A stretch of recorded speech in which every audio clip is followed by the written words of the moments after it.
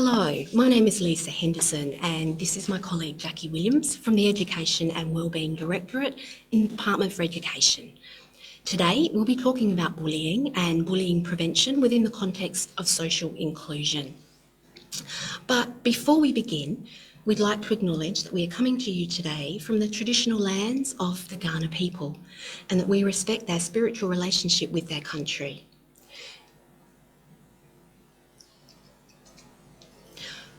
Research indicates bullying of children and young people by their peers is a significant problem both in Australia and internationally. We know that children and young people who have disabilities and additional needs experience more bullying more often than other students. A 2012 report found that for students with a disability and additional needs, 6 out of 10 students reported being bullied, a higher rate of bullying than for the general student population. Cyberbullying is less common than face-to-face bullying across all cohorts. Negative attitudes towards difference and diversity can result in people displaying unkind and disrespectful behaviours. And if these behaviours are repeated and ongoing and have the potential to cause harm, then that's when we describe those behaviours as bullying. The negative impact of bullying for children and young people with a disability and additional needs is significant and can have long-lasting effects. So in this presentation, we will cover 5 topics, each with a key message. Topic 1, social context, understanding the bullying dynamic. Topic 2, risk factors, the personal characteristics and the school characteristics. Topic 3, roles in the bullying dynamic. Topic 4, interventions, the most effective approaches. And topic 5, cyberbullying. But before exploring the topics, let's clarify the definition of bullying. There is an agreed national definition of bullying for all Australian schools. This definition covers both face-to-face bullying and cyberbullying, and the definition can be found on the Bullying No Way website. In summary, the definition has 3 main features. It involves a deliberate misuse of power in a relationship, it is ongoing and repeated, and it involves behaviours by an individual or a group to intentionally cause harm. Whether in person or online, single incidents and conflicts or fights between equals are not defined as bullying.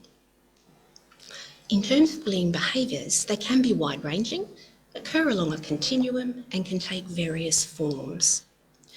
Types of bullying may include verbal, name-calling, talking down to someone, physical, hitting, kicking, shoving, or social, that is social exclusion and manipulating peer relationships. Bullying can be direct, punching, pushing, stealing belongings, or indirect, such as spreading vicious rumours or making threatening looks. So, with this knowledge of what bullying is and isn't, Jacqui will now take you through the first topic of our presentation, social context and understanding the bullying dynamic.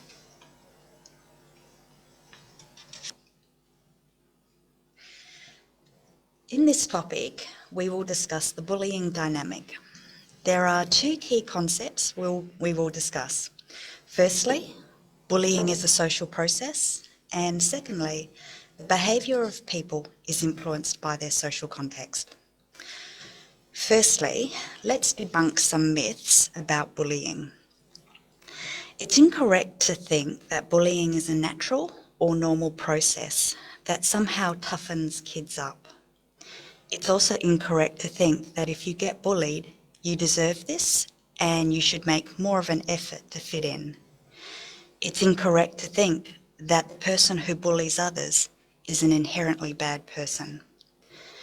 Over 30 years of academic research has debunked those myths. Therefore, how should we make sense of the bullying dynamic?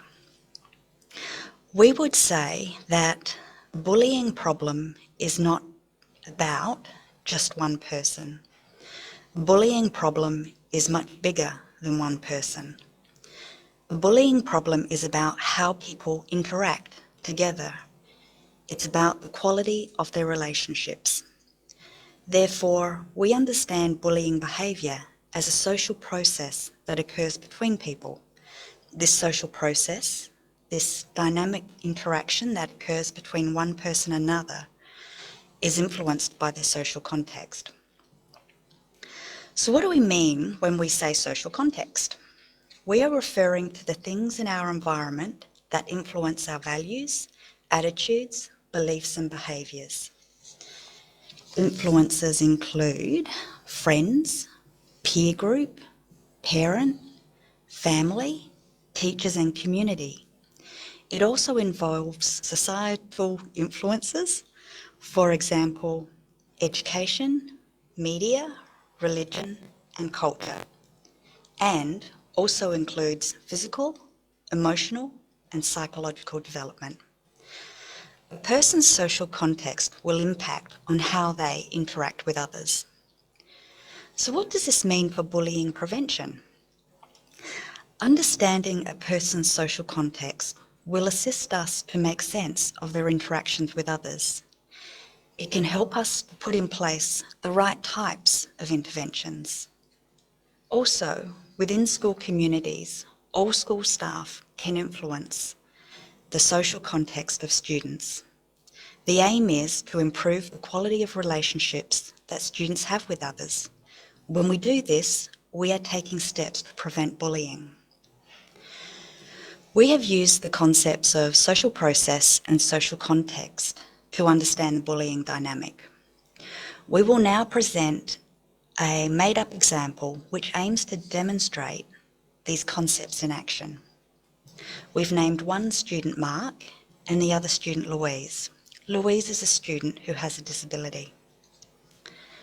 Two students, Mark and Louise, are in the same class and are acquainted with each other. One day in class, the student Mark and Louise engage in some spontaneous, positive social interaction. But Louise has misread Mark's communication. Louise has become offended and reacted in a defensive way towards Mark.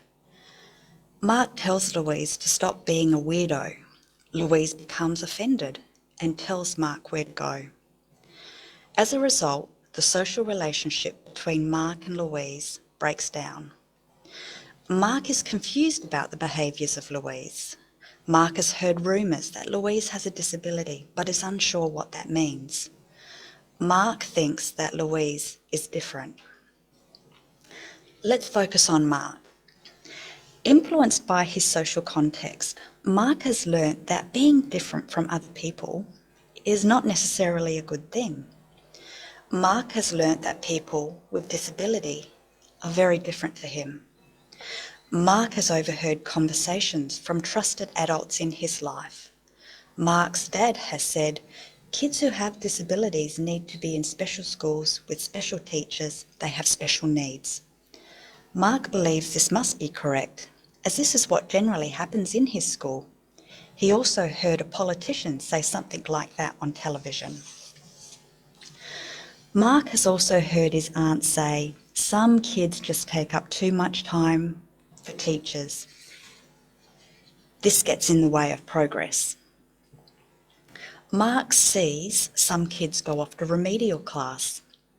He thinks those kids are getting special treatment. Mark also thinks that when those students are out of the classroom, he and the class can get back to regular learning. Within his social context, Mark's attitudes, beliefs and values are being shaped. Mark brings those attitudes, beliefs and values into the relationships and interactions he has with others. Subsequently, Mark rejects Louise. Mark avoids any contact with Louise, and he shows visible signs of frustration and disdain for her. This occurs inside and outside of the classroom. Mark makes negative comments to his friends about Louise. Other students become involved.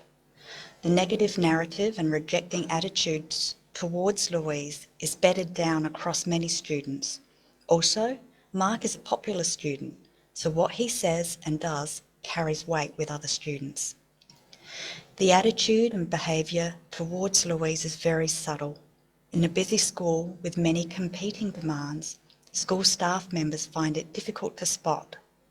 Some school staff members see what is happening, But beyond their isolated and best efforts, nothing is resolved for Louise for very long. Louise feels this rejection. She feels this rejection in her face-to-face and online interactions with other students. Things escalate in the school. Overt and covert bullying sets in.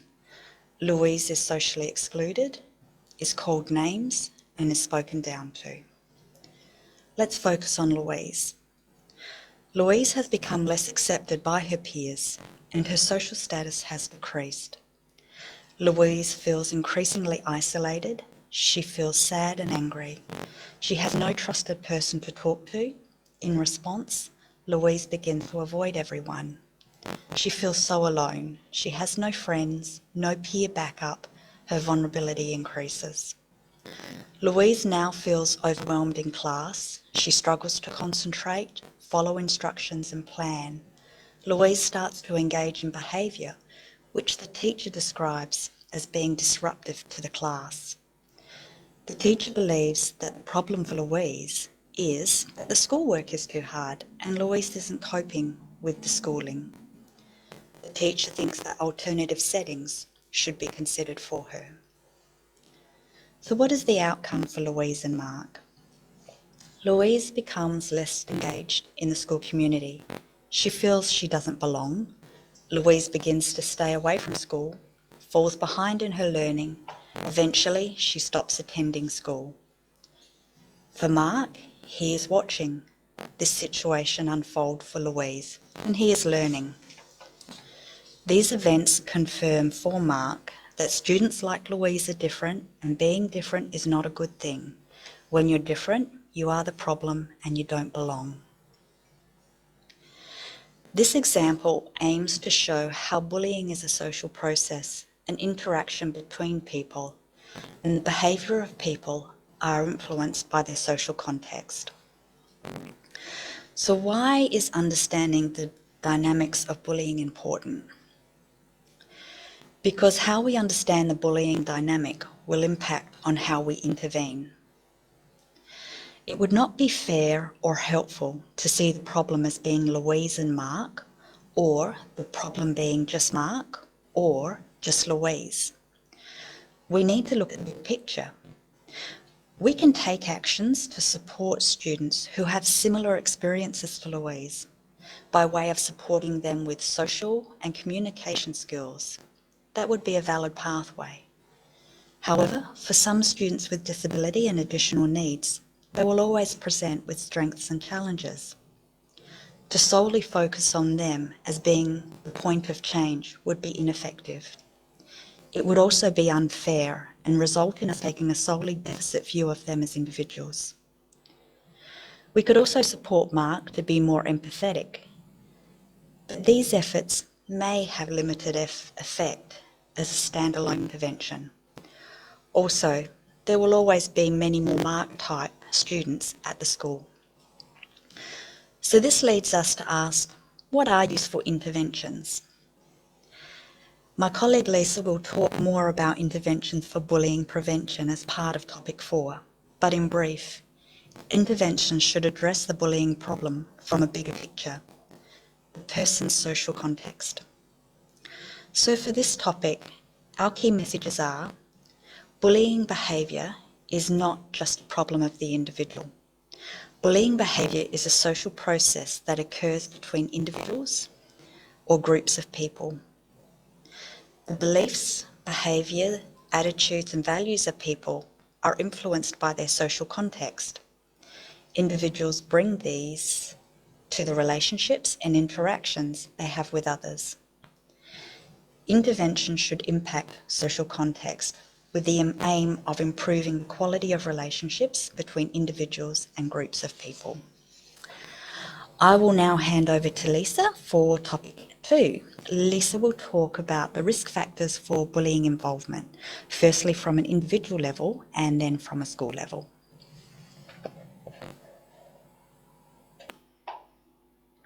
Thanks, Jacqui. Yes, so firstly, I'll look at risk factors from an individual level. That is, the personal characteristics and individual circumstances of a student, which may increase their vulnerability to bullying. Secondly, I'll discuss the school characteristics, which can also add to the risk of bullying occurring. Recognising these characteristics helps us understand who might be vulnerable and the additional support required, and where systemic and or cultural changes need to occur in order to reduce incidents of bullying. So, personal characteristics. The research tells us that for students who have disabilities and additional needs, there are a number of characteristics which, when present, are risk factors for being bullied by other students. These characteristics can be specific to the student's disability and may not change, or change only slightly over time. For example, these characteristics may be an intellectual disability resulting in academic difficulties, so difficulty learning and retaining information, language and communication difficulties, things like low self-esteem, high anxiety and a tendency to internalise problems, differences in physical attributes, perhaps deafness, a visible disability, clumsiness, shyness, submissiveness and a passivity, or displaying behaviour viewed as uncooperative, disruptive and aggressive by others, social behaviour that's viewed as inappropriate by others, a general low social status among student peer groups, and perhaps comorbid conditions may increase victimisation. For example, a young person with a learning disability and an obsessive-compulsive disorder. Other factors which increase the vulnerability of a student becoming the target of bullying by others are differences in socioeconomic status from peers, sexual orientation, gender identity, and cultural background. Also, the age of the student. Reports suggest that negative experiences can become worse as students move into the secondary school. And within the disability and additional needs cohort itself, children with autism spectrum disorders are more highly represented in the bullying data. So it's important to look out for these individual factors and personal characteristics, knowing they may increase the student's vulnerability to bullying. The second area for consideration when thinking about risk factors are school characteristics associated with increased bullying incidents. One specific characteristic identified in the literature is the school setting. Research suggests that students who are segregated from mainstream settings report more involvement in bullying than both their disabled and non-disabled peers in inclusive settings. Further, as restrictiveness within the school setting increased for a student with a disability or additional needs, so too did their victimisation. Thus, students who are in segregated settings may be at particular risk of involvement in bullying. And conversely, inclusive practices have positive impacts on bullying prevention. Given that, let's explore the benefits of inclusive practices in school settings. The literature states that students with disabilities thrive when they are provided with the same educational and social opportunities as their non-disabled peers. This provision of opportunity results in a range of academic and social benefits. And it's not just students with disability and additional needs who benefit. Overall, inclusive school settings have been shown to produce students who hold less prejudicial views, are more accepting of people who are different from themselves, who are less fearful of people who may look or behave differently from what they are used to. Students who grow in their social cognition, that is, their increased tolerance of others and more effective communication with all their peers. It will produce students who have improved self-concepts, so self-esteem, their perceived status and sense of belonging in the school. Students develop greater personal, moral and ethical principles, such as less prejudice and a higher responsiveness to the needs of others. And lastly, students who are able to foster warm and caring friendships.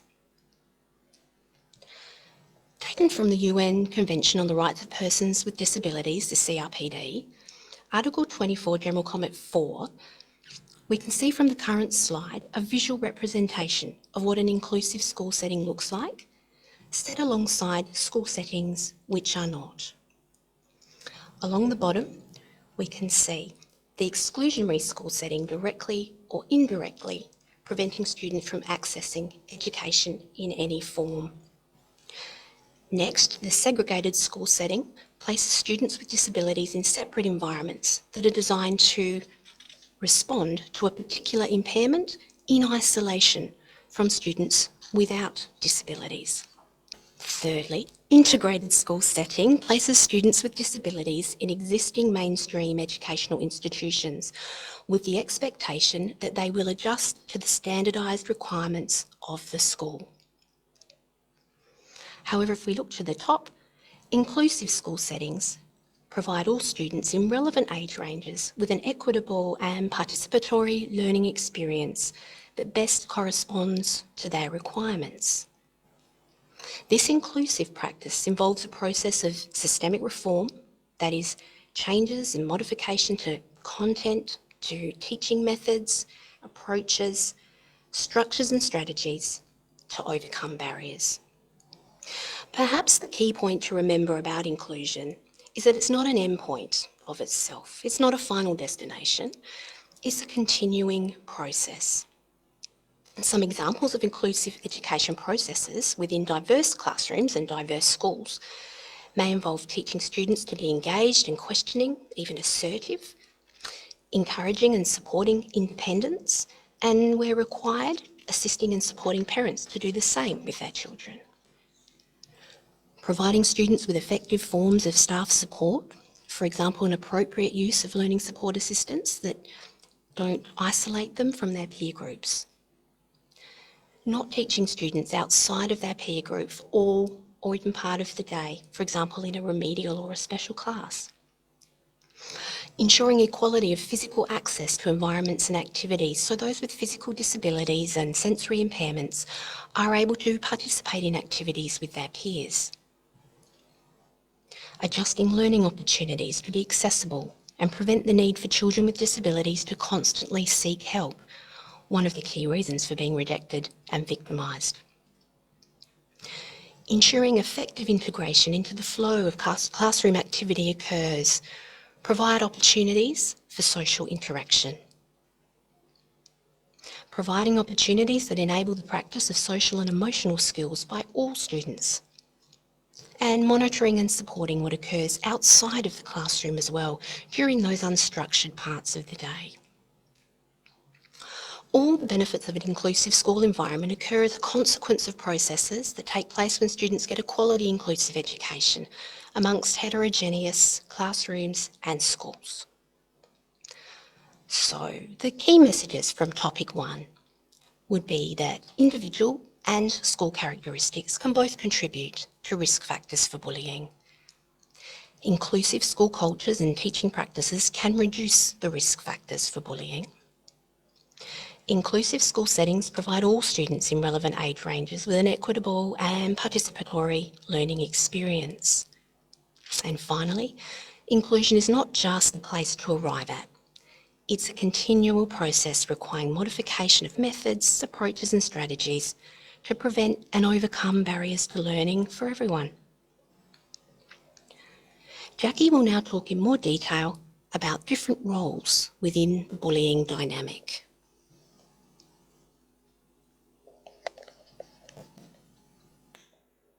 In topic 3, we will talk about the different roles within the bullying dynamic and who has high levels of vulnerability across different cohorts.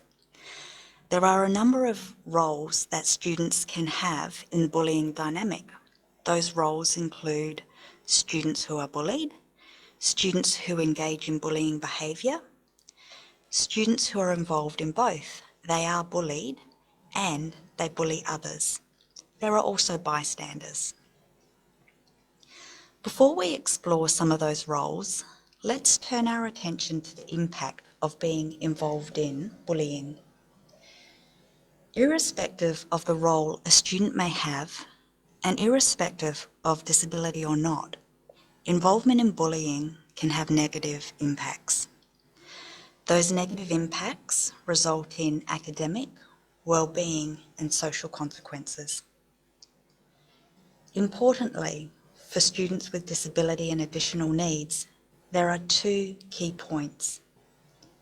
Firstly, research indicates that students with disability are more likely to experience severe trauma as a result of peer victimisation compared to their peers without disability. Secondly, students who are bullied by others and who also bully others have the worst psychological, social, behavioural and academic outcomes when compared to all other cohorts. These students are a particularly at-risk group. In summary, we can say that for students who have disability and additional needs, not only are they more involved in bullying, the negative impact is greater. Let's focus on two particular roles that students with disability and additional needs may hold in the bullying dynamic. The student who bullies others and the student who bullies others and is also bullied. There are a range of interrelated reasons why some students may engage in bullying behaviours. And reflecting back to topic 1, it's important to remember that bullying behaviour is a social process that occurs between people. Also, that the behaviours of an individual occur within a social context. Research suggests that the following factors may be at play. Behaviours could be learnt. The student may be copying what they have seen or what they have experienced. Behaviours may be linked to the student's disability, and because of this, it may place them at risk of bullying involvement. For example, misinterpreting social stimuli due to social information processing difficulties, struggling with self-control, challenges around social and communication skills. Lastly, students with disability are more likely to be exposed to school bullying. Research suggests that as a result of this prolonged exposure, extreme distress may be experienced. This distress may reduce their ability to deal with peer victimisation, resulting in them utilising ineffective coping strategies.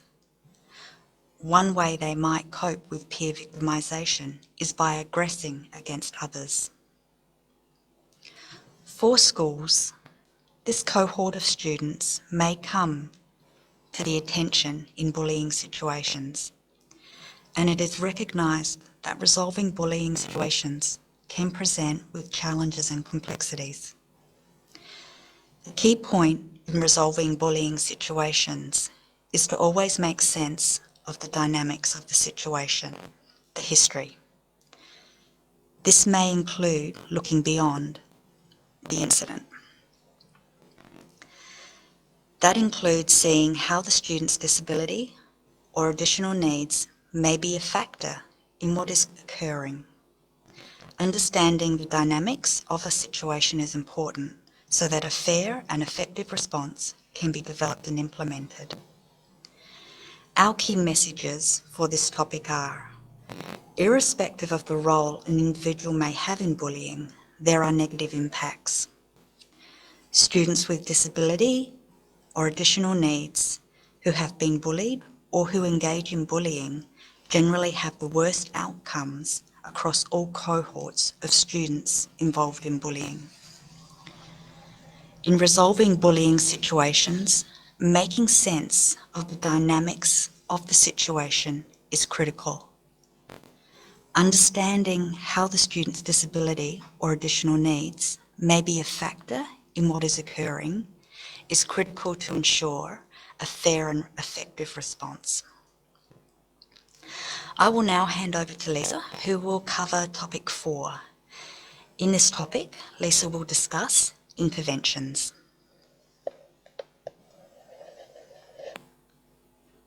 Thanks, Jacqui.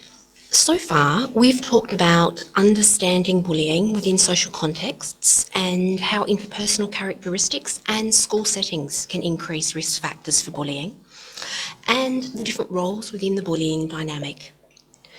In topic 4, we'll look at effective approaches to bullying intervention and prevention within school settings.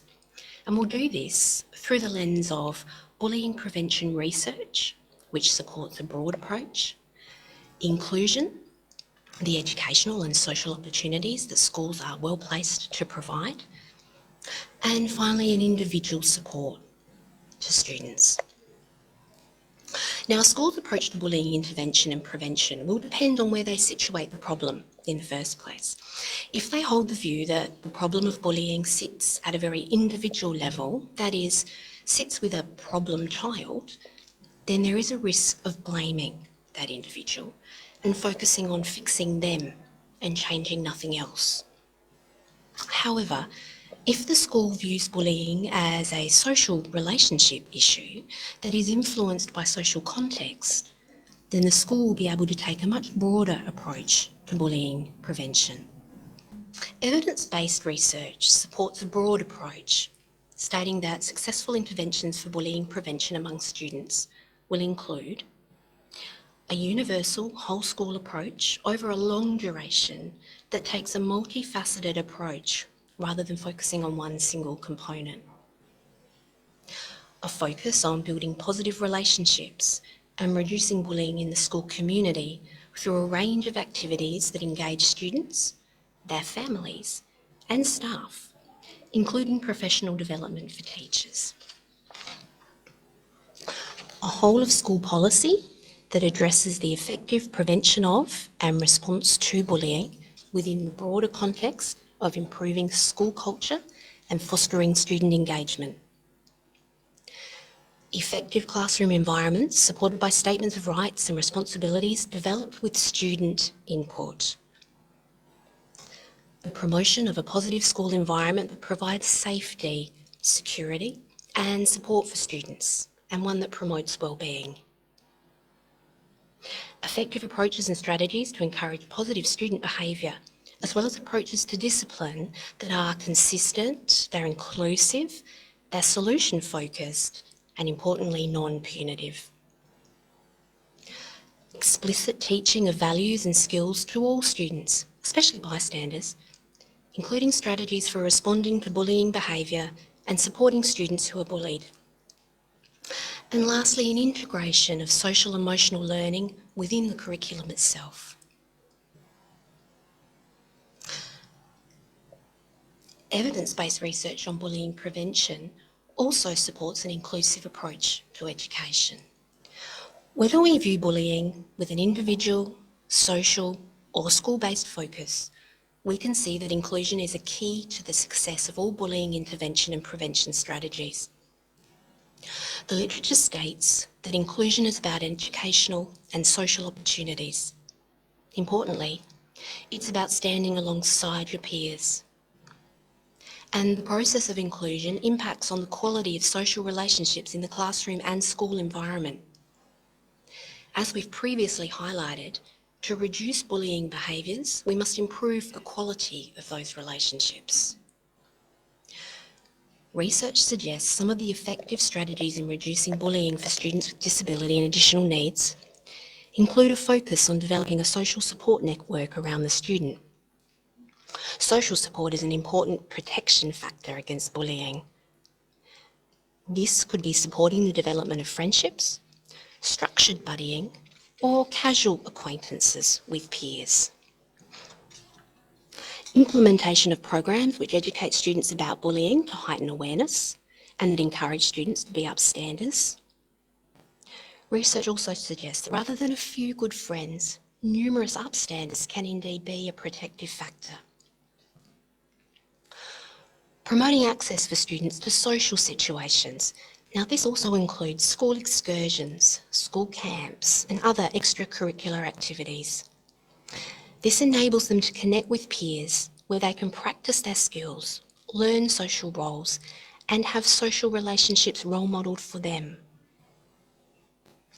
Setting up effective inclusive practices across the whole school and within the classroom using collaborative and participatory pedagogies, providing and supporting quality educational opportunities alongside peers, supporting and monitoring social relationships, both inside and outside the classroom, those unstructured times of the school day, and facilitating students to develop positive relationships with school staff, with staff demonstrating consistency and fairness. The final approach to bullying intervention and prevention that we'd like to explore is about how we might provide targeted support to meet a student's unique individual needs. One area of effective targeted support is social and communication skill development. Research indicates for students with disability and additional needs, social behaviours and good language and communication skills are important protective factors in regard to peer victimisation. However, social and emotional learning, SEL, is the same as all learning. That is, it needs to be taught, learnt, and then practiced. SEL is a critical enabler of other forms of learning, and its absence results in poor behaviour that can disrupt learning. If we think back to Jacqui's example of Mark and Louise in topic 1, we can see that when social situations are misinterpreted and communication problems occur, the risk of bullying increases. Supporting students with social skills and communication is important, and schools need to provide safe opportunities for students to practice these skills and promote friendship opportunities in which these social and communication skills can be tried out.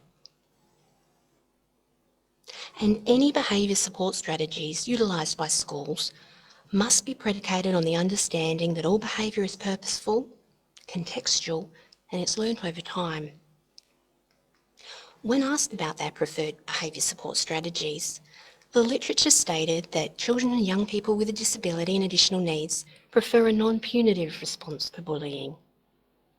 They ask that school staff listen to them, recognise that they are the experts of their own lived experience, listen to their parents and caregivers, and provide support when they're practicing their social and communication skills to reduce misunderstandings and peer bullying and increase safe and respectful communication.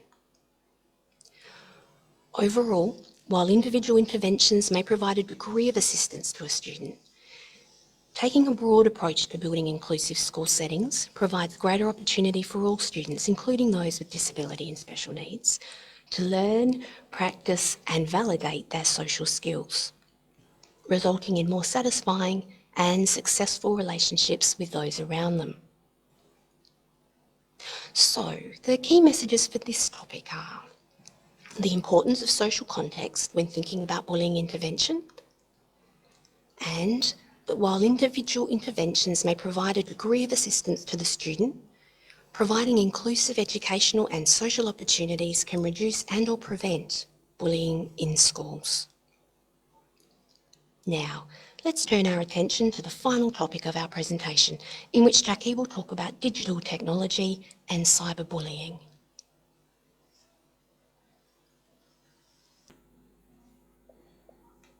Topic 5. This topic is about cyberbullying. Let's get started. As we all know, maybe more so than ever, digital technology is everywhere, and it's an important part of our daily lives. For children and young people, being online can provide great opportunities for learning and social connection, which can support healthy development. Importantly, being online can create opportunities for children and young people who are disadvantaged, those who are marginalised and who experience exclusion. This includes many cohorts of children and young people, including those living with disability and additional needs. Many children and young people who live with disability do experience isolation and stigma, discrimination, and a social environment that does not meet their needs or support the realisation of their rights. But being online can provide opportunities and open up spaces that have been closed off to them. A number of benefits that digital technology can bring to the life of a child or young person with disability include enables self-expression, enables them to make their own choices and participate in decisions that affect them, can facilitate communication with friends and family, reduce feelings of isolation, can provide access to education, skills training and employment, and help individuals to be more independent. However, it is argued that benefits of digital technology can only be fully felt when adults have created a positive and safe learning environment. Quoting from a 2017 UNICEF report, it stated, "A digital tool cannot fix dysfunctional bureaucracies or decrease educational inequality where these are not being addressed by the larger society." This quote reminds us that technology does not fix the issue of exclusion and inclusion. It reminds us to remain focused on what is occurring in our environments, and particularly our school environments, and this being a really important place for creating change. A second point to reflect upon is that opportunities and positives associated with being online must also be considered along the multiple risks.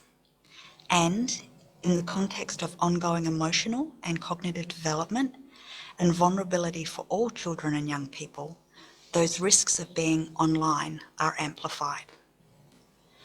Children and young people have different degrees of vulnerability in the face-to-face world.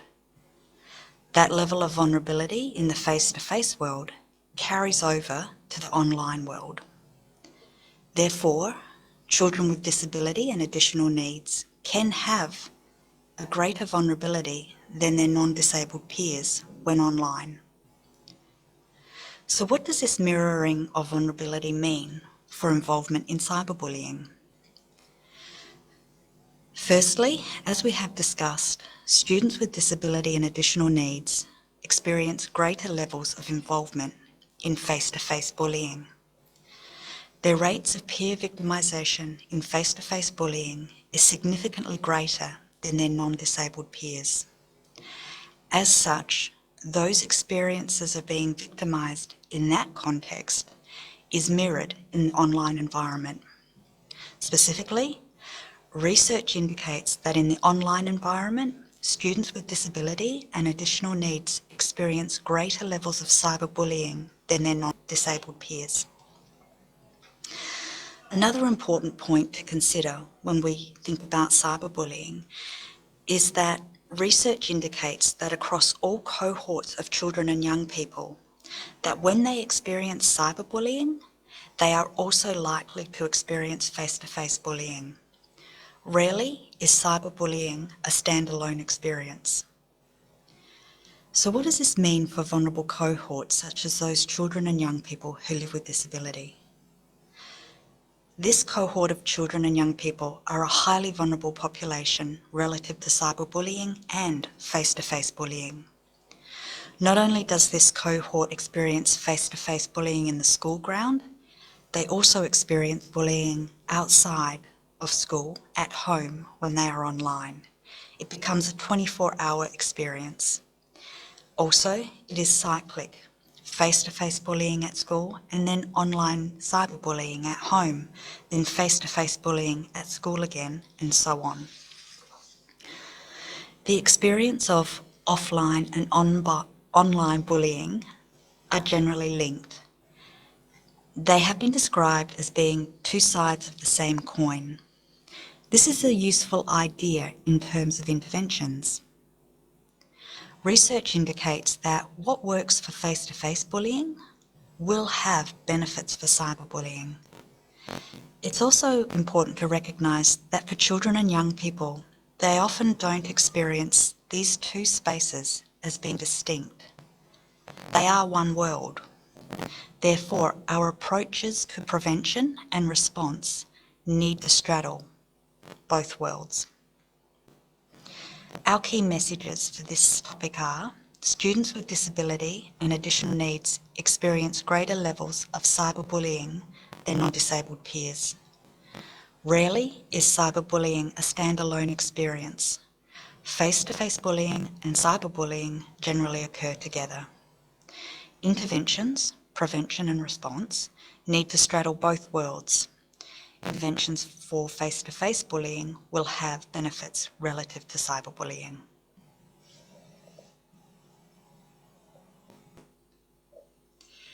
That concludes our presentation. We hope that you found something of value in the presentation that you can bring back to your school community. We're happy to make the PowerPoint presentation available along with a handout. If you have any questions or comments about bullying, please feel free to contact Lisa or myself. Our details are on the handout.